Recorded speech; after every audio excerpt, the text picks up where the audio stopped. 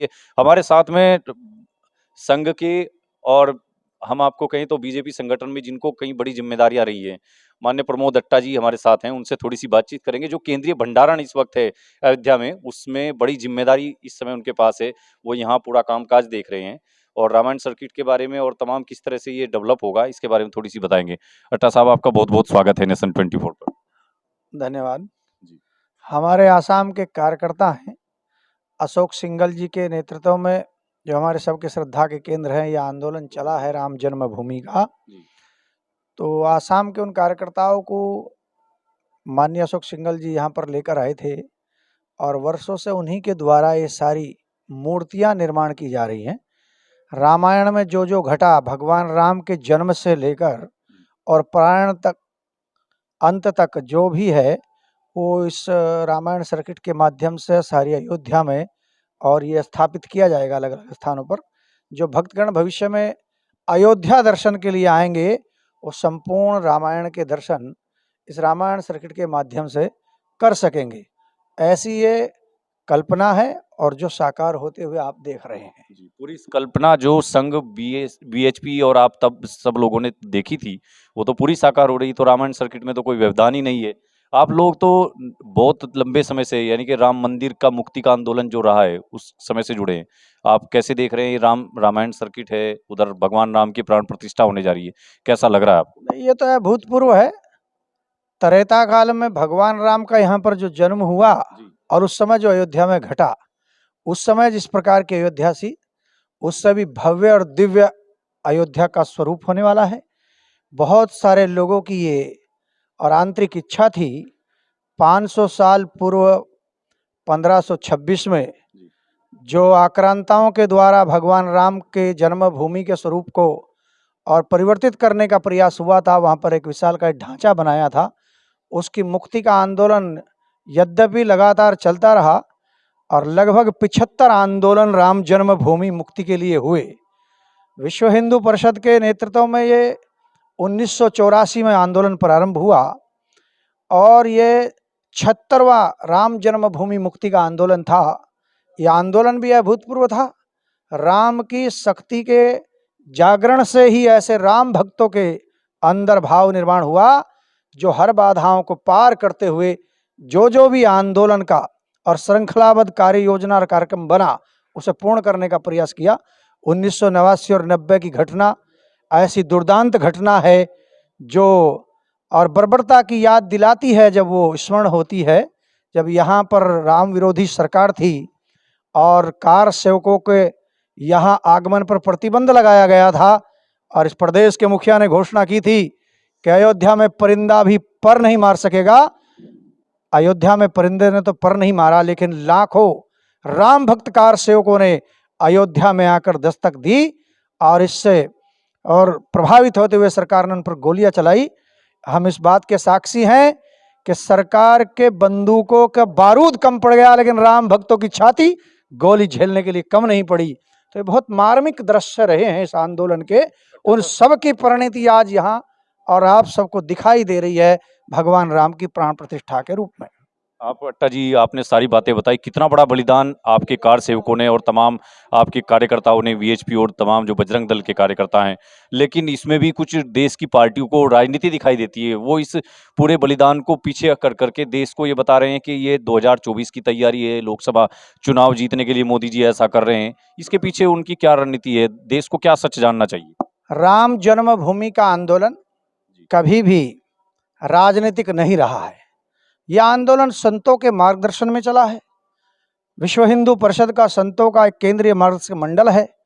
हमारे संतों ने धर्म की रक्षा के लिए, सनातन की पुनर्प्रतिष्ठा के लिए, अयोध्या के स्वरूप को पुनर्स्थापित करने के लिए जो निर्देश दिए, उसी का पालन करते हुए विश्व हिंदू परिषद के नेतृत्व में राम भक्तों ने, जिनके हृदय में राम बसते हैं, ये राष्ट्र बसता है, ऐसे लोगों ने ये आंदोलन चलाया है। ये कभी भी राजनीति का विषय रहा नहीं है और विश्व हिंदू परिषद ने हमेशा प्रयत्न किया है कि ये राजनीति का केंद्र बिंदु ना बने। जिनकी आस्था थी, उन पार्टियों ने राम के साथ आकर के जो सहयोग किया है, उनका हम हमेशा स्वागत करते रहे हैं। उसमें हम सबका आह्वान करते थे, जो हमारे साथ आए उन्हें हम साथ लेकर आगे बढ़े, और जो विरोध कर रहे हैं उनके विरोध को स्वीकार करते हुए हम आगे बढ़े। और आज उसकी परिणति संपूर्ण विश्व देख रहा है। 22 जनवरी को भगवान राम लला बाल स्वरूप में और प्रथम तल में गर्भगृह में स्थापित होने वाले हैं। विश्व के नायक हमारे प्रधानमंत्री उसके साक्षी बनेंगे। राम क्षेत्र, जो हमारा राम तीर्थ क्षेत्र यहाँ का ट्रस्ट है, वो ट्रस्ट ये आयोजन कर रहा है, उसमें हम सब लोग भी सहभागी हैं। उसके बाद भी संपूर्ण देश से यहाँ दर्शन के लिए सभी का आह्वान किया जाएगा। और 2 महीने संगठन की योजना से यहाँ राम भक्तों को, जिन्होंने बलिदान दिया है, सहयोग किया है, देश भर के गांव से, अंचलों से, आदिवासी, गिरिवासी सब क्षेत्रों से आकर वो यहाँ दर्शन कर सकेंगे। इस प्रकार की व्यापक व्यवस्था यहाँ उनके ठहरने की, भोजन की संगठन करने का प्रयास कर रहा है। जी, अट्टा जी, आप कह रहे हैं कि इसके पीछे कितना बड़ा बलिदान है। हम तो राम काज करे हैं, इसमें लोगों को राजनीति दिखाई देती है। हम तो राम काज कर रहे हैं, इसमें विपक्ष क्या कहे, क्या सोचे, उससे आपको कोई लेना देना नहीं है। आपकी पार्टी राम काज में लगी हुई है। आपने जो कहा था, सौगंध राम की खाते हैं, मंदिर यहीं बनाएंगे। विपक्ष कहता रहा लेकिन तारीख नहीं बताएंगे। आपने वो तारीख भी बता दी और राम मंदिर भी बना दिया। आप फाइनली क्या कहेंगे उन पार्टियों को जो अब भी तंज कस रहे हैं? उन्हें इतना ही मेरा निवेदन है कि वो भी राम की शरण में आए। राम ही राष्ट्र है, राम ही प्रकृति है। राम के बिना सबका जीवन अधूरा है। इसलिए मेरा ये निवेदन और आग्रह है कि वो दुराग्रह छोड़कर और दुष्वृत्ति को छोड़कर राम की शरण में आए और सदमार्ग पर चल करके अपने जीवन को धन्य बनाएं। ऐसा मेरा उन सब के लिए निवेदन है। अच्छा अट्टा जी, आप पश्चिम उत्तर प्रदेश के शामली जिले के हैं। संगठन और आरएसएस में आप बहुत लंबे समय से समय देते रहे हैं। अब हमें पता लगा है कि महीनों से आप अयोध्या में हैं और यहाँ की जो दायित्व आपको दिया गया है उसको बखूबी निभा रहे हैं। ये आपका समर्पण है भगवान राम के प्रति, अपने संगठन के प्रति। उधर पीछे परिवार भी है। न्यूज़पेपर्स में छप रहा है कि प्रमोद अट्टा शामली जिले के कार्यकर्ता के रूप में वहाँ विद्यमान हैं, भगवान राम मंदिर के एक अंग के रूप में। वहाँ आपके जिले में बहुत खुशी में हैं लोग।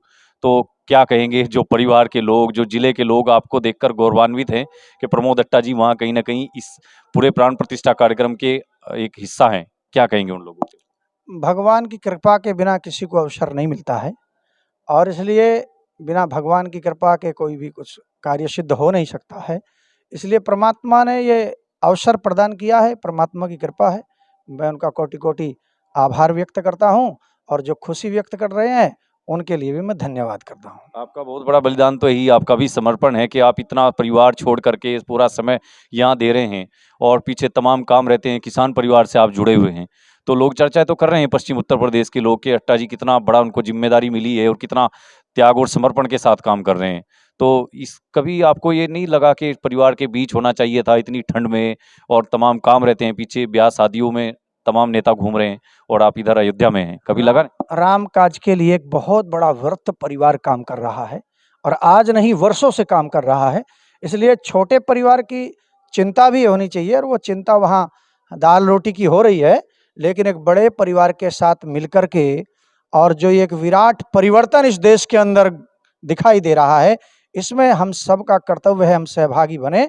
और मेरा कोई बड़ा बलिदान और त्याग नहीं है, संगठन की प्रेरणा से इस कार्य में मैं लगा हूँ, और गिलहरी जितना मेरा भी प्रयास है ऐसा मैं मानता हूँ। ये सब भगवान राम की कृपा से ही और संभव हो पा रहा है। धन्यवाद आपका अट्टा जी। तो प्रमोद अट्टा जी जो हमने बताया, यहाँ केंद्रीय भंडारण जो अयोध्या के राम सेवकपुरम में है, वहाँ बड़ा दायित्व इनको मिला है और उन्होंने रामायण सर्किट से लेकर राम मंदिर मुक्ति जो आंदोलन हुआ है उस तमाम आंदोलन पर प्रकाश डाला, और ये भी बताया कि विपक्ष जो अफवाहें फैलाने का काम कर रहा है 2024 के चुनाव से इसको जोड़ रहा है। इन्होंने बताया कि बीजेपी, संघ, विश्व हिंदू परिषद हमारे लिए राम आस्था के प्रतीक हैं, वो कभी हमारे लिए चुनाव जीतने का बिंदु नहीं बने हैं। हमारा केवल राम काज से मतलब रहा है, चुनाव आते जाते रहे हैं। इसीलिए राम के भक्तों ने, कार सेवकों ने समय समय पर इतना बलिदान दिया है, ये प्रमोद अट्टा जी ने अभी बताया। और साथ ही हमने उनसे बातचीत की कि कितने लंबे समय से वो समर्पित भाव से यहाँ काम कर रहे हैं। नेशन 24 पर भगवान राम की नगरी अयोध्या से हमारी कवरेज लगातार जारी है। बने रहिए नेशन 24 के साथ।